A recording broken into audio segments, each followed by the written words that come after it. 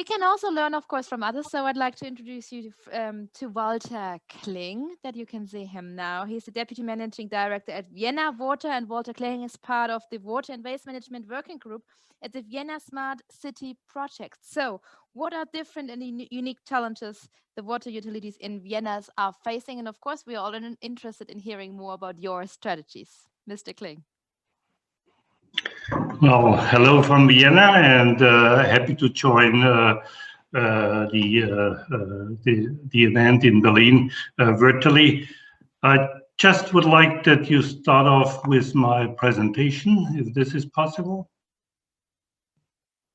because it definitely shows what I'm going to present to you as a, let's say, as a case study, an opportunity to be discussed, and hopefully a good contribution for the event. I would invite you to probably have a different view on Vienna. Known as a historic city, known as a city of music, the way Vienna deals with water is definitely something which has a very long history. And what I want to showcase today is not to have a spotlight on what's actually happening and with the view to the future. I want to bring some of these developments which we had over decades back to the point is where did this city develop? In which case did it related to water develop? And how is this affecting or forming the base of those smart city solutions or this smart city approach, which we are currently discussing or trying to have? Just trying, okay. And this goes with the idea of discussing the stewardship of Vienna. It's either politically or by the administration carried out for the population, that we have always some major headlines, which we have an understanding. And Mr. Rabe was telling this in former time. It was the sustainability which we had up front. And well, the headlines, the approaches either from science, from the administration, or from the political leadership is changing. In Vienna, this was the headline of creating over decades an environmental model city. On the other hand, we had the challenges and the task to deal with the Danube flood protection, the Danube River as the major river dictating the opportunities of city development in Vienna. We had city planning challenges related to that in the 90s, and we nowadays in the 20s are dealing with this smart city policies built on those developments which happen forward. So they are setting the frame as well for those activities we are planning for the future. So let me just go briefly with a spotlight on those three developments essential for Vienna. First was the development of an environmental model city. If we talk about Vienna, this model city was always strongly related to how we deal with water. Nowadays, how we deal with climate or climate change issues. It was a very easy task, and I think it's not the need to go into the details of those various programs. It was just the approaches which we started off in the 90s, and what was our understanding.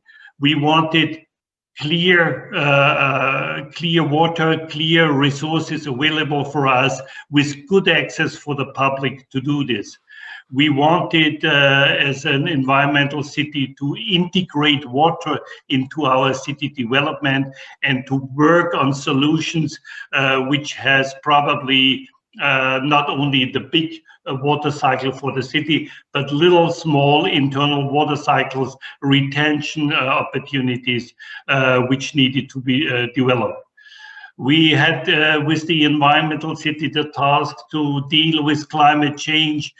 Greening the buildings was already started shortly after the millennium. Nowadays, it's a big headline which we want to go further. The starting point was somewhere around the development, where research told us go ahead building an environmental city. One task I would not forget in the discussion: education of the people, education of the young ones was always a very strong point that goes together with the planning or the political decisions made on that. So it was always the involvement of the public an essential point to put this development forward and to support it properly. This was the environmental city, and the second task, much differently, was a need for Vienna, and this is definitely the need which changed the face and the development of the city over decades. The Vienna is crossed by the river Danube, and it dominates our city planning. In the 70s, we decided on a new flood protection scheme, and which you see it on the left picture above, lead to the point that we need to have an artificial channel put next to the main river, just to carry out good flood protection.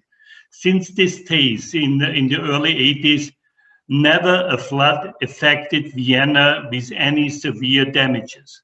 But it was an enormous investment. It built a 21-kilometer long artificial island, and it was just meant to be flood protection.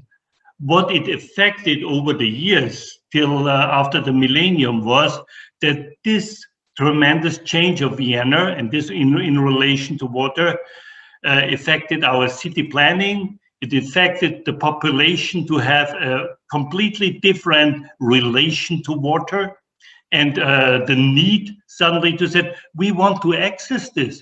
If it is not a danger to us, we don't need to be protected. So the demand of the population rose over the years towards using this island as a recreation area, and it's now established in Vienna in a way that this was here forever. What I want to say with these examples, and you see that we have pop festivals with some 100,000 of people visiting this island.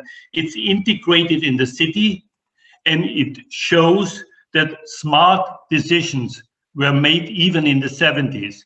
We need to see how those responsible and good decisions lead to where we are now and where we can build along. So it's not the point, and I really want to break this for the decisions made in former years. There has been smart solutions already available, and we are building on that.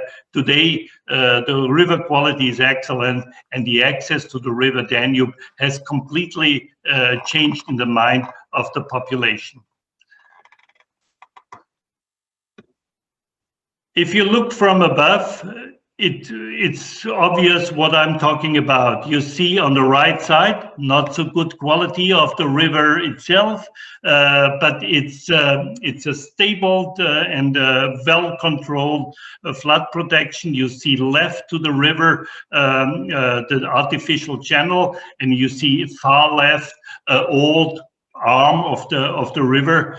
All together, creating an environment over the last 30 years which completely changed the city planning in the city of Vienna over the last 30 years. So the whole approach in saying how resilient are we against flooding, what opportunities are open to us, was a changer over the last 30 years, where I was also active in the city of Vienna. So I witnessed all these developments. And what had happened is that the whole city moved closer to the river and had access to the river. So it's stated in the city in the step, which is the strategic city development plan, where mainly the opportunities of how secure the river is and our relation to water is today changed completely. The access and the ideas of how we deal in the city planning with these opportunities. As I said, cities, streets, access, even a very easy pathway along the river is possible for people to either swim or to ride the bikes. This was not possible in the 70s in any way. So this is the changer and builds the base for a smart city policy, which we are facing now in the years after the millennium. I'm changing to the next slide. And this is where we are today. Build on these developments, which I wanted to showcase to you. We are now developing the Smart City Framework Directive. I have this also as a book for you here available, so it's publicly available. The framework of the Smart City of Vienna includes all these developments, but not in the way we did it before. In the framework for the smart city, we cluster the developments in Vienna under life quality cluster, under one topic of resources, and under the cluster of innovation. You will find the water supply I'm responsible for in each of those clusters, because the water supply plays a role for the life quality, it plays a role to deal properly with resources, and it needs to be innovative to cover climate challenges or the growth of the city over the years to come. Our planning activities are included in this smart city strategy as well, and the next steps after building activities out of this framework is activities where our Vienna Water utility is also involved. We did our exercise as well, also available a strategy for the year 2050. Which we developed, and a planning horizon for the year 2030. So for the next 10 years, we are planning concrete activities. For the year 2050, we try to develop the strategy and the vision on the way forward.